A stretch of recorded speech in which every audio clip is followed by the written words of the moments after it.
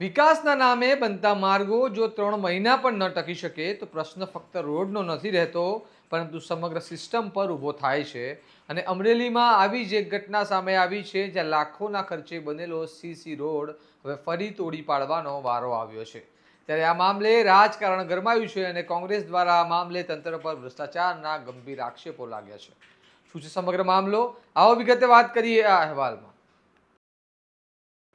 નમસ્કાર, હું ચિરાગ વર્ષાબેન. આપ જોઈ રહ્યા છો સ્વમાન.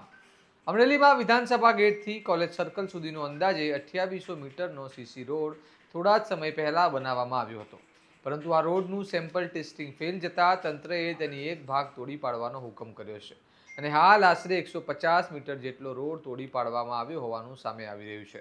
ખાસ વાત એ છે કે આ માર્ગ તાજેતરમાં જ તૈયાર થયો હતો અને હજુ 3 મહિનાનો સમય પણ પૂર્ણ થયો નથી, ત્યારે જ રોડની ગુણવત્તા પર સવાલ ઊભા થયા છે. ટેસ્ટિંગમાં ખામી સામે આવતા હવે ફરી કામ કરવાની ફરજ પડી છે, જેના કારણે પ્રજાના પૈસાનો વ્યય થતો હોવાનો આક્ષેપ ઉઠી રહ્યા છે. સ્થાનિક લોકોમાં પણ આ મામલે ભારે રોષ જોવા મળી રહ્યો છે, કારણ કે લાખો રૂપિયાનો ખર્ચ કરીને બનાવવામાં આવેલા માર્ગો જો થોડા જ સમયમાં ખામીયુક્ત સાબિત થાય તો વિકાસના દાવાઓ પર શંકા ઊભી થવી સ્વાભાવિક છે. સાથે જ કોન્ટ્રાક્ટર અને તંત્રની કામગીરી પર પણ સવાલો ઉઠી રહ્યા છે. આ મામલે કોંગ્રેસ દ્વારા ભાજપ પર ગંભીર આક્ષેપો કરવામાં આવ્યા છે. તાલુકા કોંગ્રેસ પ્રમુખ મનીષ ભંડેરીએ જણાવ્યું કે 3 વર્ષના ગેરંટી પીરિયડ ધરાવતા માર્ગ 3 મહિનામાં તૂટી જાય તે સીધું ભ્રષ્ટાચાર અને ભાગ બટાઈનું ઉદાહરણ છે, કારણ કે લોકાર્પણ પહેલા જ રોડ તૂટી ગયો છે. વધુમાં તેમણે આ સરકારના રાજમાં ગુણવત્તા કરતાં ગોટાળા વધુ મહત્વના બન્યા છે તેવા આકરા પ્રહારો કર્યા છે. આ મામલે શું કહી રહ્યા છે કોંગ્રેસ નેતા મનીષ ભંડેરી? સાંભળો. ખરેખર તો આ છેલ્લા 30 વર્ષથી ભારતીય જનતા પાર્ટીના રાજમાં ગુજરાતમાં માત્ર ને માત્ર ભ્રષ્ટાચાર સમગ્ર ગુજરાતની અંદર રોડ રસ્તા છે એ ક્યાંય સારા નથી. જે 3 વર્ષની ગેરંટી પીરિયડવાળા હોય, 7 વર્ષે રોડ નવો બનાવવાનો હોય તો 3 વર્ષની ગેરંટી પીરિયડવાળા રોડ 3 મહિના ટકતા નથી. જેના ભાગરૂપે અમરેલી શહેરમાંથી પસાર થતો લાઠી રોડ સંપૂર્ણ રોડ છે આરસીસીનો બનાવવામાં આવ્યો. હજી તો 3 મહિના પહેલાં જ રોડ છે એ બનાવ્યો છે. હજી તો એનું લોકાર્પણ પણ કર્યું નથી અને રોડની અંદર મસ્ત મોટી તિરાડો પડી ગઈ હતી.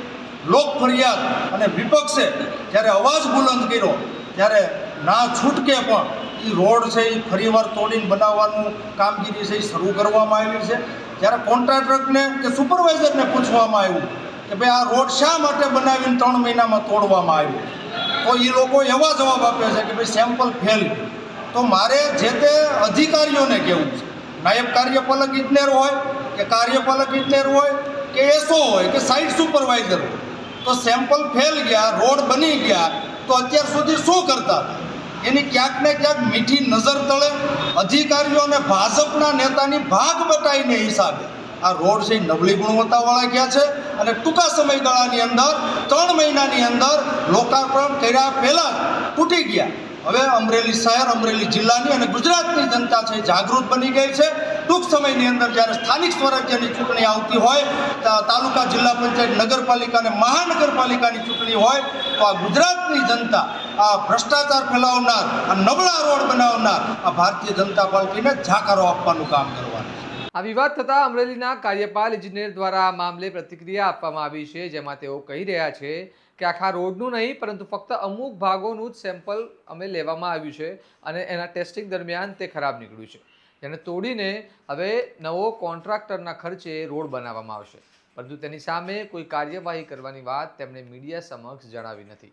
સાંભળો કાર્યપાલ ઇજનેર એચ.જે. ઢોલાવાલા શું કહી રહ્યા છે. એમાં સત્ય હકીકત એટલી છે કે લાઠી રોડનું સીસીનું હાલ કામ ચાલી રહ્યું છે. એ જે ચાલુ કામ છે એમાં અમારે રૂટીન ક્વોલિટી એશ્યોરન્સ પ્લાન મુજબ એમાંથી કોન્ક્રીટના સેમ્પલ લેવામાં આવ્યા. એ સેમ્પલ પૈકીનું એક સેમ્પલ એક જગ્યાનું ફેલ આવ્યું છે, એટલે અત્રેની કચેરી દ્વારા ઇજારદારને એના ખર્ચે એટલી જગ્યાનો રોડ તોડીને ફરીવાર બનાવવા માટેના આદેશો કરવામાં આવ્યા છે. બરાબર છે. જે કામગીરી હાલ ચાલી રહી છે અને એ ટૂંક જ સમયમાં પૂર્ણ થવામાં છે.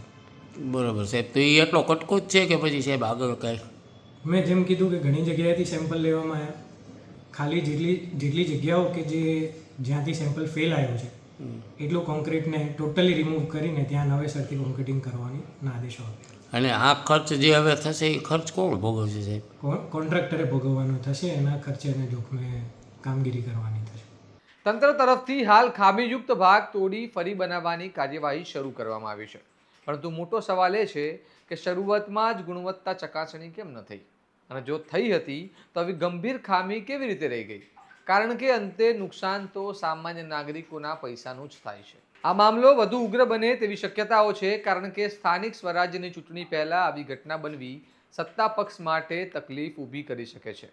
ખાસ કરીને સૌરાષ્ટ્રના 48 બેઠકોમાંથી 2022માં ભાજપને 40 બેઠકો મળી હતી, અને હવે આવા મુદ્દાઓ ચૂંટણી પ્રચારમાં ગરમાવો લાવી શકે છે. બાકી જનતાના પૈસાની ક્યાં કોઈને પડી છે? આ મામલે તમારું શું માનવું છે? અમને કમેન્ટ કરીને જણાવો, અને આવા જ વિશ્લેષણાત્મક અહેવાલ માટે સ્વમાનની ચેનલને લાઇક, શેર અને સબસ્ક્રાઇબ કરવાનું ભૂલતા નહીં. નમસ્કાર.